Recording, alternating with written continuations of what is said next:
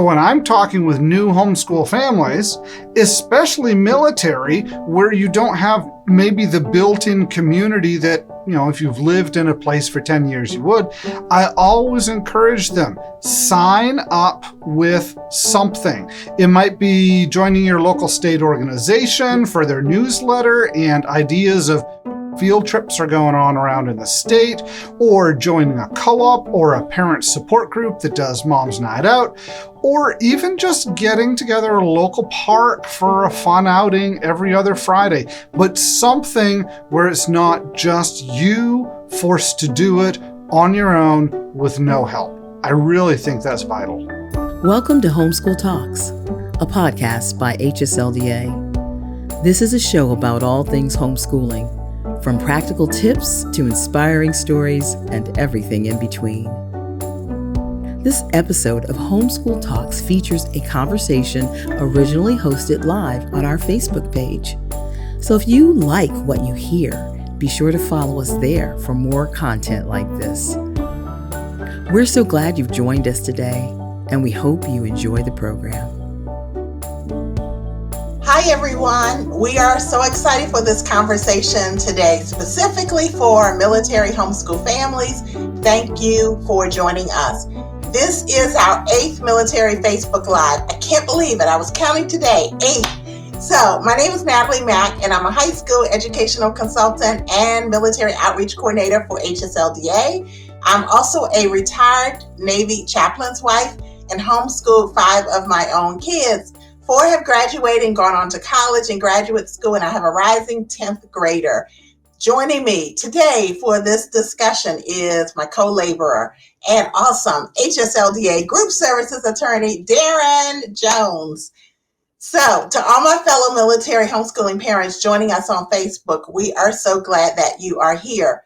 And to the incredible, hardworking support group leaders, welcome.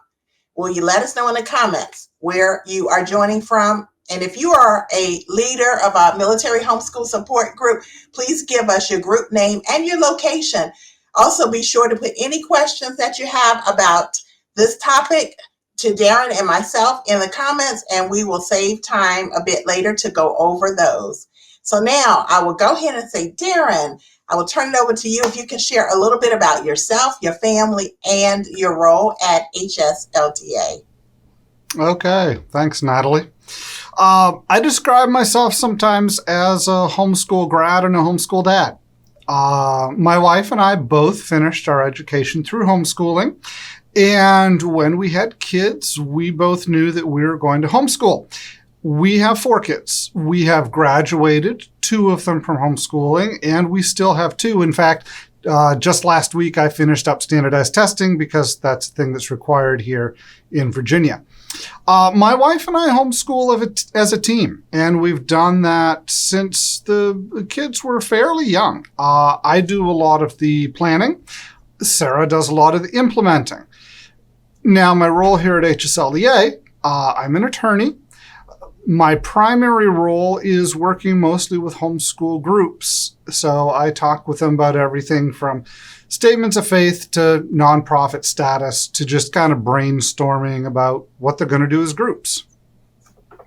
That is awesome. Thank you so much. So a little backstory. I founded and led a group called Military Christian Homeschool Support Group.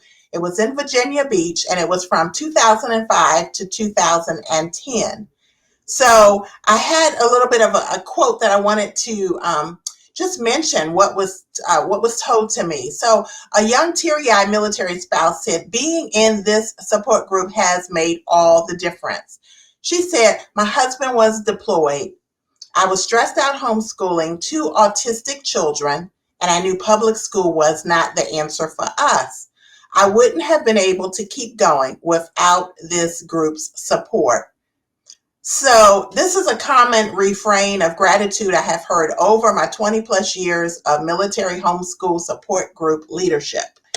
So my resume of military support group leadership began at Camp Pendleton, where I coordinated the field trips for Camp Pendleton Christian homeschoolers. And we had a new baby, the 4th child. I don't know what I was thinking of, but we made it happen. We then PCS'd or relocated to Little Creek Navy Base. That's now Joint Expeditionary Base, Little Creek, Fort Story. And that's where I founded the Military Christian Homeschool Support Group that I mentioned earlier. Then we moved across the ocean, transatlantic move to Naples, Italy, where I led the group there. So if any of my Naples, Italy members, Naples Christian homeschoolers, I'll shout you out. If you're on, please say hello. So then we moved to Marine Corps Air Station, New River, near Camp Lejeune in eastern North Carolina, where I moderated the Camp Lejeune Military Homeschoolers Group. And then we PCS'd here to Fort Belvoir in Northern Virginia, and I'm serving as president of the Belvoir Home Educators. So all of that to say, I've been in military homeschool support group leadership. This topic today is really dear to my heart, and so I hope our leaders will come on. If you watch the replay later, please still comment and please still get in contact with us with the links that we're going to share.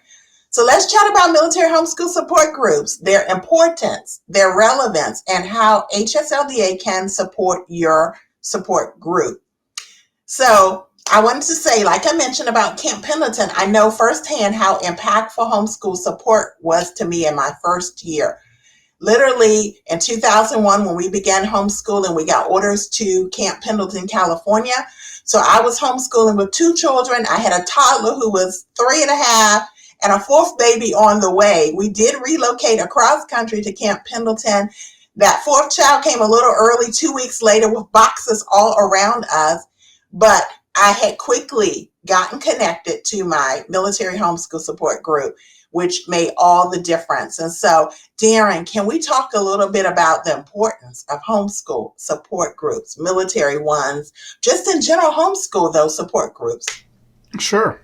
All right. So when my parents started homeschooling me, it was back in 1989. And one of the first things we did, because we didn't particularly know what we were doing, we joined together with several other homeschool families in our church to do some classes and enrichment together. And it was really important for us to have that community. Some of the things we did every month, the parents would meet together on a Sunday night to talk over homeschooling, and I understand cry over homeschooling, and then pray for each other for the homeschooling. And that was really important to them, especially in those first couple of years when there were 6 of us families who were starting it new this year. So it was pretty cool. Now, from the kids' perspective, it was great because every week we'd get together on Monday afternoon and we would do things like drama. We wrote and put on our own play, made all the props and stuff. We were taught public speaking. That was fun for me because my mom taught it, and I didn't actually realize how much my mom enjoyed talking in public and how good she was at teaching it. So that was fun. We did history. We did geography. It made Monday a really interesting day, and that's got to be some sort of miracle because even as an adult, I still don't like Mondays. Right. But that group was so important to us. And then over the years here at HSLDA, as I've been working as a legal assistant and then as a lawyer, we've seen that homeschooling community is really effective and important.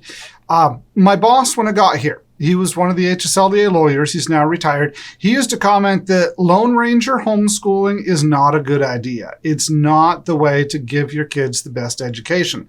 And so when I'm talking with new homeschool families, especially military, where you don't have maybe the built-in community that, if you've lived in a place for 10 years, you would, I always encourage them, sign up with something. It might be joining your local state organization for their newsletter and ideas of what field trips are going on around in the state, or joining a co-op or a parent support group that does Mom's Night Out, or even just getting together at a local park for a fun outing every other Friday, but something where it's not just you forced to do it on your own with no help. I really think that's vital.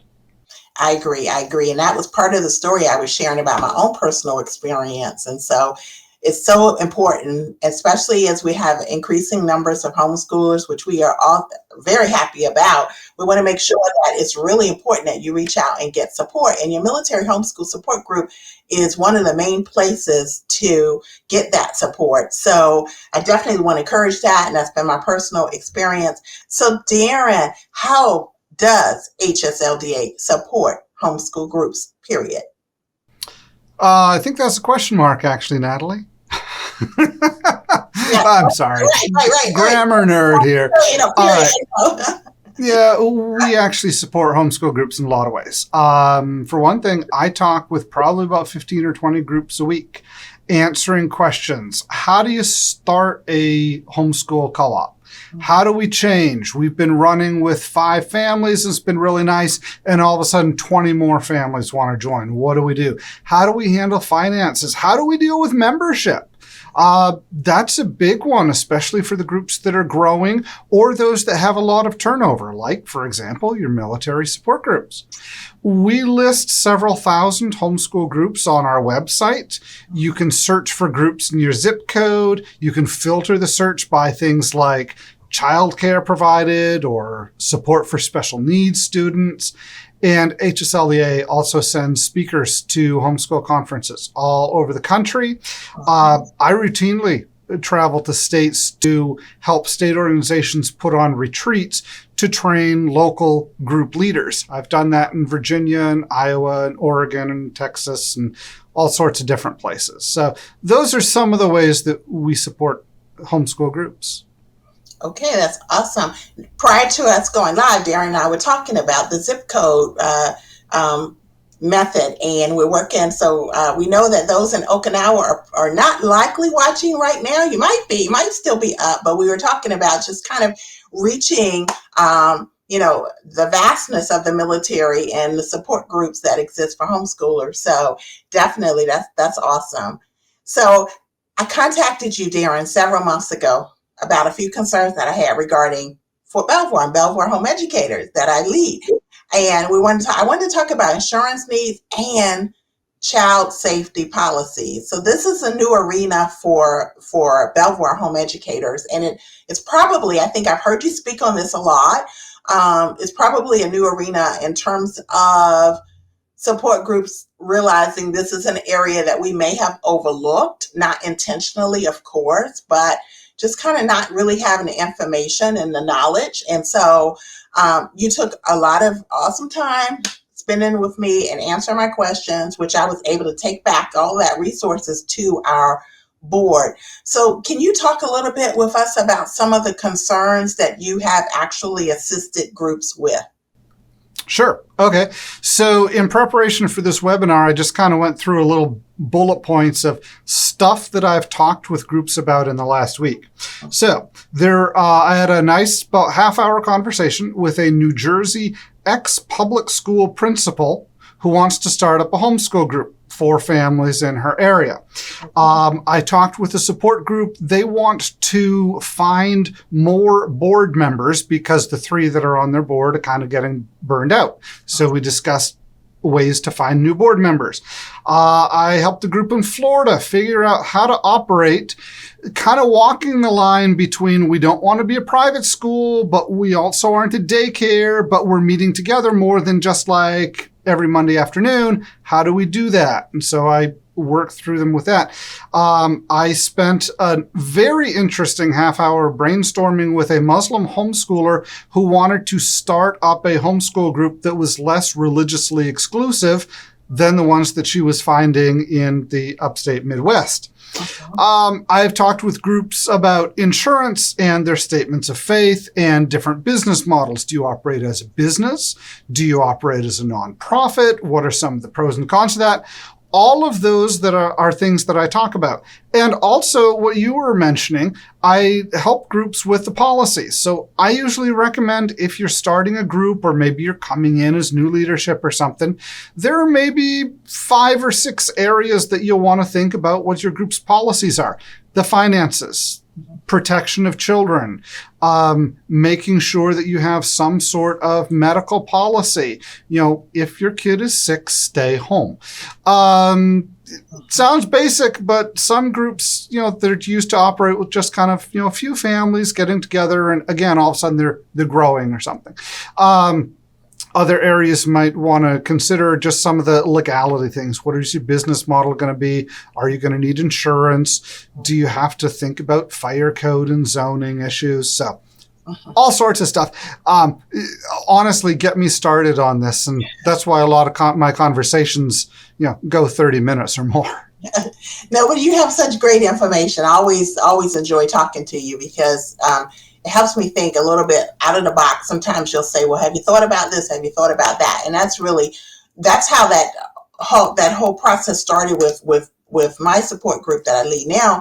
And I think and this is an assumption, but from my experience with military homeschool support groups that I've led, the child safety policy there, I think that a lot of times we're thinking, oh, we're a homeschool group and, everybody, is here for all great positive reasons and our kids are safe. And we all love kids because why in the world would we be homeschooling anyway? And, homeschoolers have lots of kids and just the whole thing. So it's all focused on all the positive about homeschooling, which we applaud. But there's some realities there that it's a hard topic to talk about. And sometimes as homeschoolers, we don't really want to maybe believe that's an arena we need to look at and have policies in place. Yes, but it is. I tell people, I'm a lawyer. It's my job to come up with worst case scenarios. But I've talked with 5 groups whose treasurers embezzled funds from them because they didn't have anyone watching the treasurers. I've talked with 3 groups where kids were abused at their group because they didn't have policies making sure that someone was watching the kids.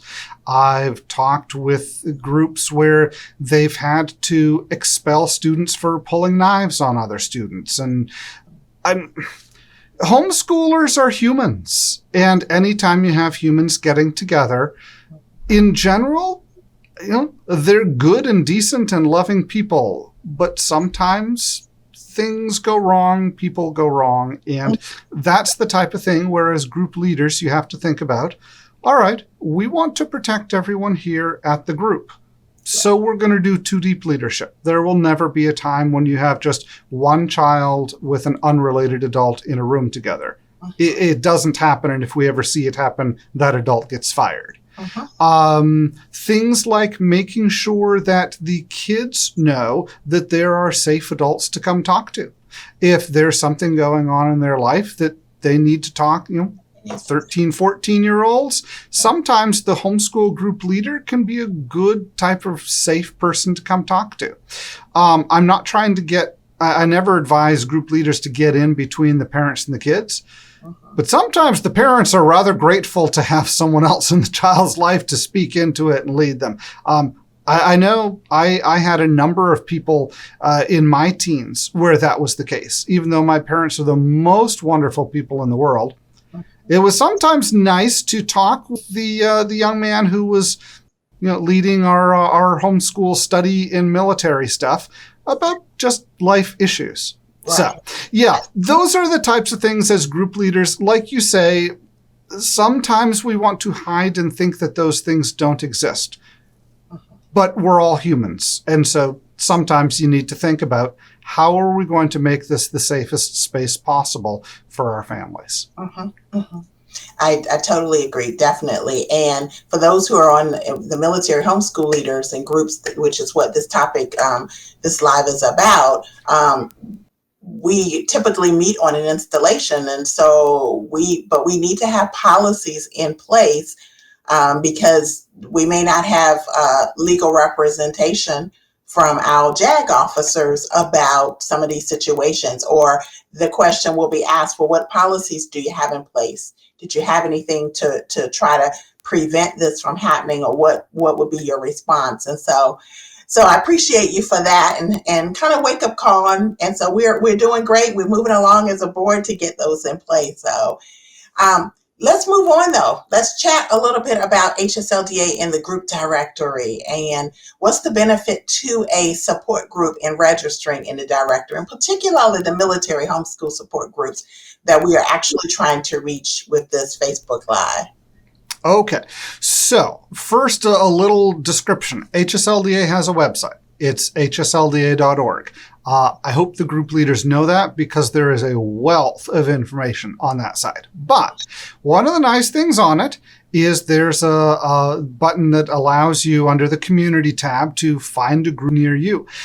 And we've set it up by zip code. And we did that very specifically because some states are small. I grew up in New Hampshire, and if you wanted to go to a support group in New Hampshire, any listing by state was great.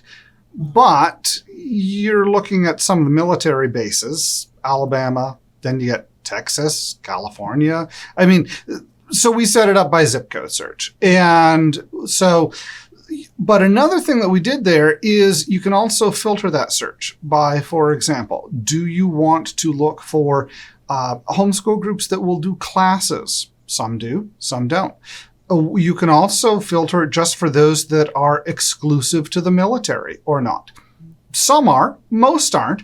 But if you want one that's just your people, then we have designed the search to be that way. The benefit to being listed on that is it makes it easier for homeschool families to find your group. And we are always trying to add new groups. I just added a new one actually 2 days ago. I spent about 20 minutes talking with a group leader, taking down information. So they're now findable for homeschoolers, and that was a West Virginia one. So if you look on our website and your group is not listed, please contact me. groupservices@hslda.org. That's the email address. We want to get as many groups up there as possible and then keep the information fresh so that when new families come onto base, they can just type in, all right, this is the area that I'm in. Okay, I see here are a couple groups that are meeting off base, and here's one that's meeting on base. These look interesting to me. And so the other thing we do too is you don't have to actually be meeting in person. We list Facebook groups and online chats. As long as they're homeschool support, we list those as well. And sometimes, especially for new homeschool families, they want to kind of get a feel through social media or through online before they show up in person. So that's something to think about too for your groups. Awesome. Yeah, definitely. So the directory is really a very nice resource. I'm appreciative of all the work that you do. And we're working on getting as many of our military groups in. So I was so excited as a support group leader when our group was awarded a Compassion Meet the Moment grant. So we have one of our board positions is a librarian, and this mom was actually, that was her professional career prior to homeschooling. So it was perfect in terms of when you're looking for volunteers for your support group. So our librarian applied for the grant, and so she's responsible for managing our lending library. So with this Meet the Moment grant from Compassion, our support group purchased a telescope, microscopes, IEW curriculum, and loads of other resources for our incoming and outgoing families. So can you speak a little bit about the grant opportunities that are offered to groups and with a certain number of HSLDA members? Yeah, absolutely. So, and I'll just preface this by saying one of my favorite parts about working with group services here at HSLDA is I get to talk with so many creative people because homeschool groups do so many different things. So one of the fun things that we do is we get to send them money to do fun and creative stuff with. All right, so there are a couple things. First of all, HSLDA has a discount group program, and this is where homeschool groups sign up with us for free. When you're getting your group listed on our website, we ask you, do you want to be a discount group? And that means that any of the members of your group get to join HSLDA for a discount. It's currently, I believe, $15 a year off. And that's every year they're with your group. Now, If your group is big enough that it has at least 15 families in it who are current members of HSLDA, every spring we send around an email to those groups, and they can apply annually for group grants between $500 and $5,000. And that can be used for pretty much anything with your group. I've had groups do the lending library, like you talked about. I had one group just hire someone a couple extra hours a week to answer the phones because the phones were ringing off the hook. That was back in early 2021. We've had groups use that money to be able to send people to the state homeschool conference, because that's a great place to get encouragement and look at curriculum and all sorts of stuff. So that is one of the grant programs that we offer.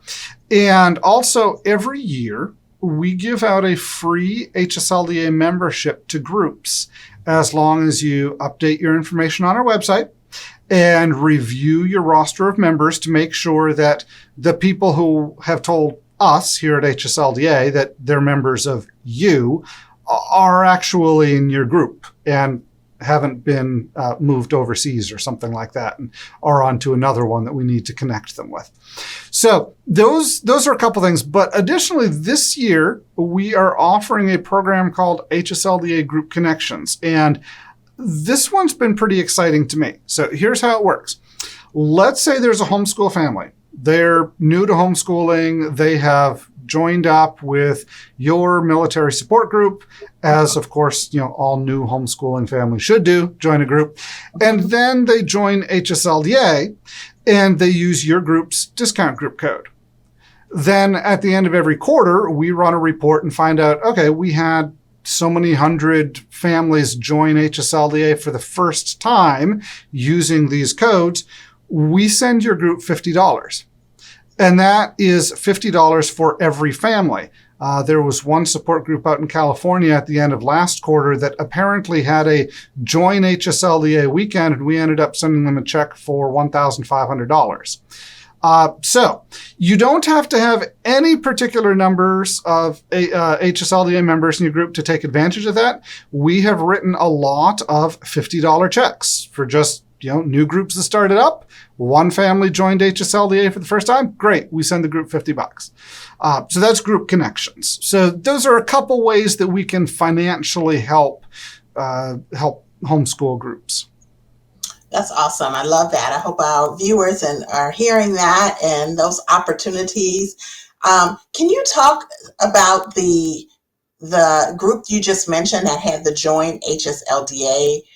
That's an awesome idea. I mean, can you give us like a little bit about that event? Sure. Well, I don't know about this specific group, this particular one, but there have been a number of groups over the years that, for example, say, well, if you want to join our group, you have to join HSLDA.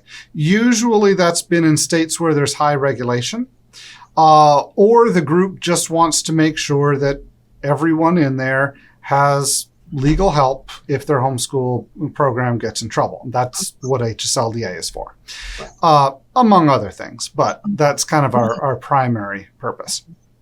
So but apparently this particular group, which was out in California, asked people at the end of February to join HSLDA, and I think that they probably let people know, and this will financially benefit the group as well as giving you guys a discount on HSLDA membership. So it was kind of fun for me because I came in on Monday morning and ran the report just to see what had come in over the weekend, and there were, I think, 29 different families who joined HSLDA over the weekend, all through that one organization.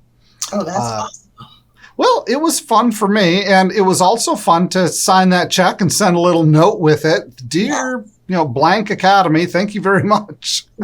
Yes. I mean, because in my experience with leadership of support groups, we're not a profit organization, and we're often looking for additional resources? What could you do with that in terms of hosting holiday parties, maybe paying for certain field trip admittances that charge? Now, I'm here in this DC area, there's so much for free with the Smithsonian and all, but in a lot of areas, there's an entrance fee. So there's so many possibilities. You can buy equipment and science resources and all kinds of things. So that's definitely something to consider for sure. One of the fun stories that I just heard from a group a couple weeks ago, they're a pretty academically rigorous homeschool co-op. So they focus on a lot of classes, high end. They want really smart,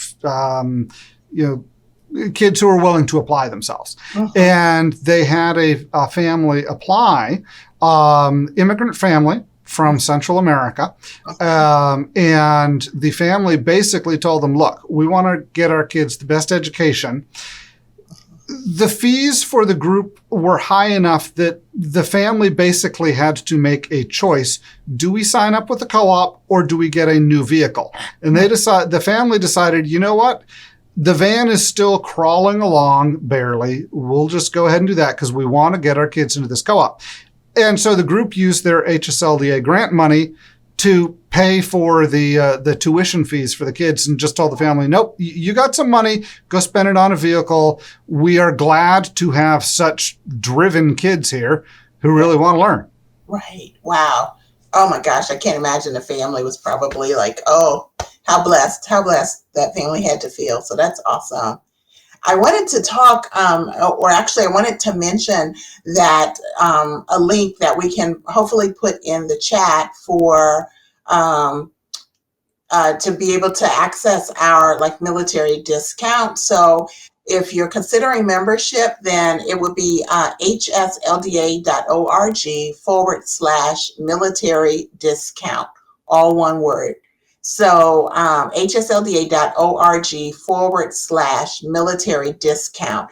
And that will drop you right into our military families resource page, which is part of the website Darren mentioned earlier. And so definitely that would be a good place to start if you're interested in membership.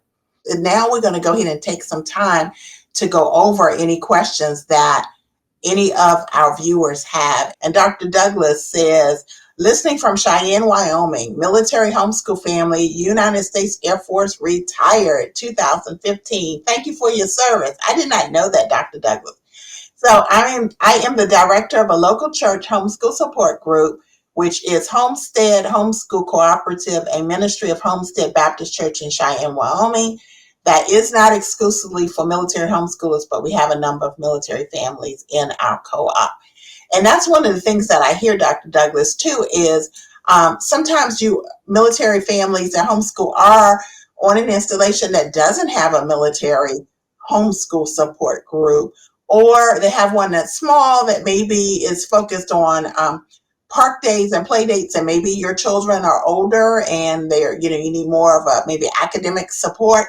So I don't want to not thank and shout out and appreciate those who have support groups that actually welcome us military in, because we do move. And when we step in and we volunteer, it can be hard on both of us when we have to say we have to leave mid-year and that position becomes vacant. So I recognize that challenge for the civilian groups when we leave, but I also appreciate those who welcome us in, because we want to be connected and we want to have as much understanding that we don't control when we move as much as we want to be able to.